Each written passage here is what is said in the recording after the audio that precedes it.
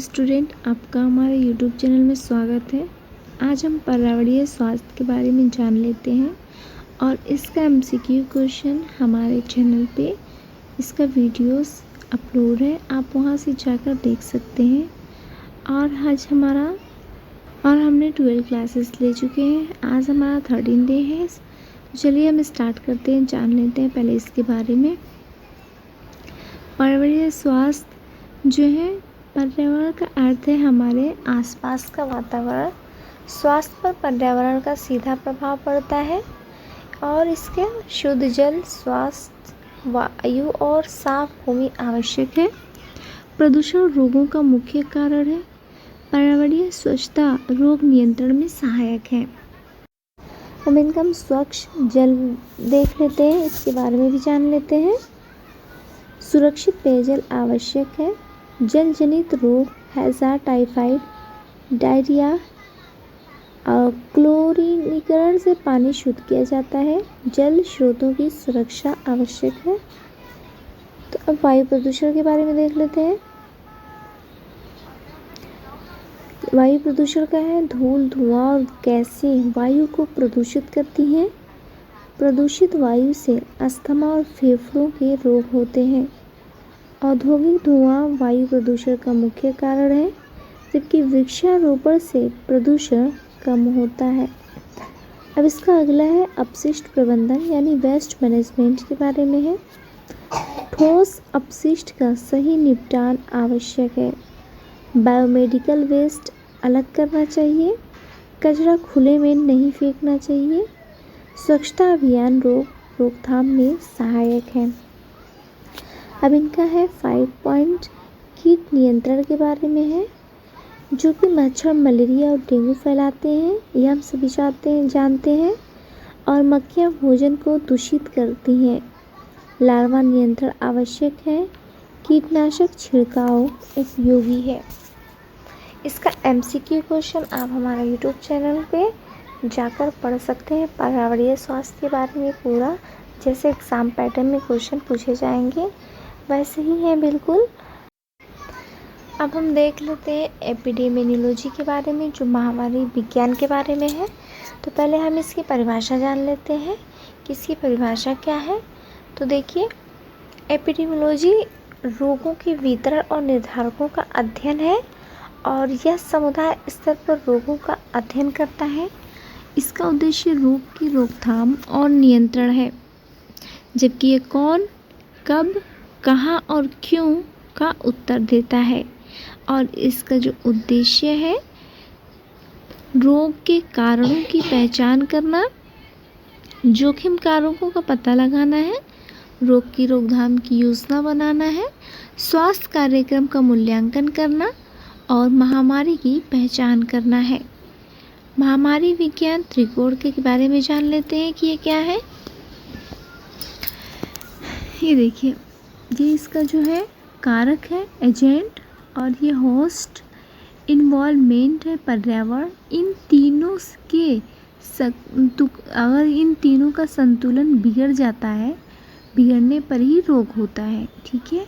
अब रोगों के प्रकार, ये कम्युनिकेबल यानी संचारी रोग होता है, नॉन कम्युनिकेबल असंचारी रोग होता है, जेनेटिक रोग और ऑक्यूपेशनल रोग।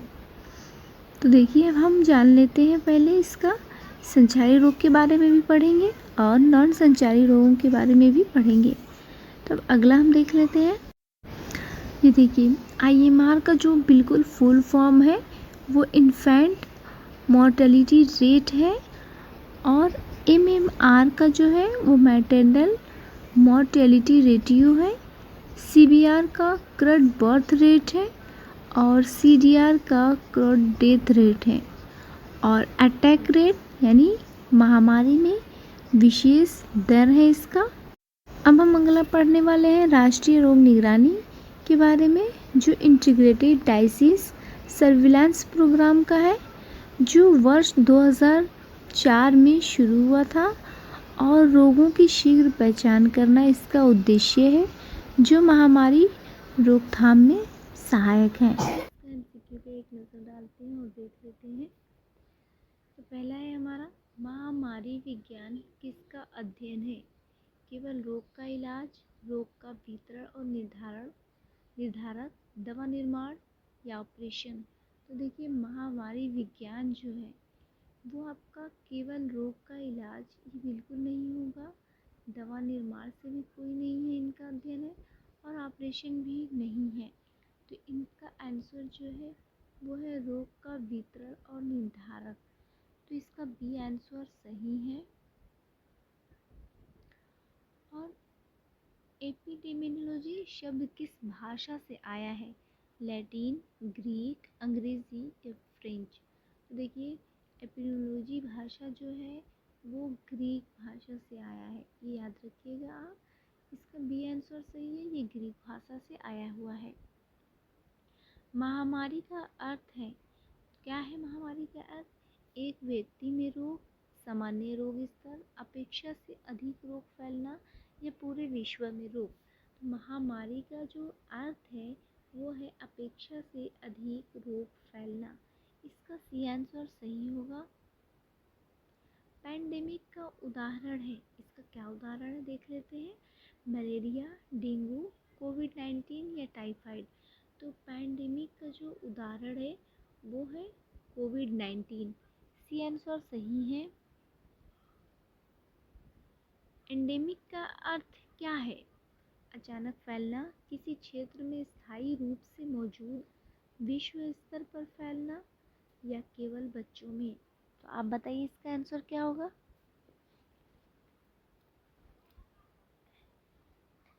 देखिए एंडेमिक का जो अर्थ है वो किसी क्षेत्र में स्थायी रूप से मौजूद होना है।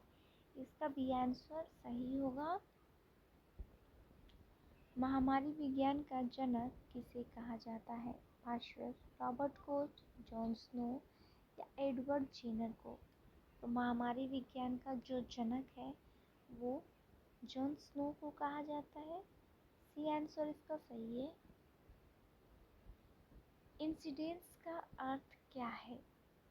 कुल पुराने केस, नए केस की संख्या, मृत्यु दर, जन्म दर? तो इंसिडेंस का जो अर्थ है वो नए केस की संख्या है, नए नए केस लाना है। चलिए नेक्स्ट देख लेते हैं। प्रीवलेंसेस का क्या अर्थ है? केवल नए केस, केवल मृत्यु, कुल मौजूद केस, जन्म दर? तो इसका जो है वो कुल मौजूद केस। सी आंसर सही होगा, क्योंकि केवल नए केस से उनका कोई लेना देना नहीं है और ना ही इनका मृत्यु से है और ना ही जन्म दर से। जितने केस होते हैं सारे मौजूदा केस से इनका अर्थ होता है। प्रीवलेंसेस केस का जो अर्थ है पूरा मौजूद केस। सी आंसर सही है। IMR का संबंध किससे है? मातृ मृत्यु, शिशु मृत्यु, वृद्ध मृत्यु या किशोर मृत्यु? तो देखिए IMR का जो संबंध है वो केवल शिशु मृत्यु दर से है। बी आंसर सही है।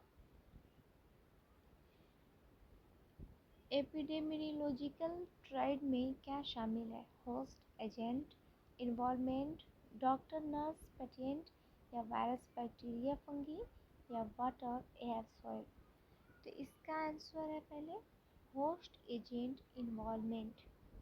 ठीक है, ये आप याद रखिएगा, ये आंसर सही है इनका।